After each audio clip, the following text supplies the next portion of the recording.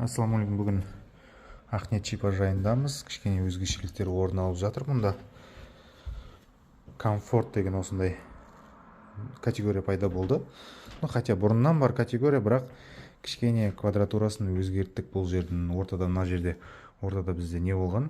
Перегород болған, соны алып тастап, үлкен осындай кең бөлме шықты.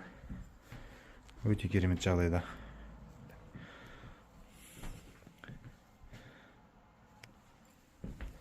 Мына жақта санузел.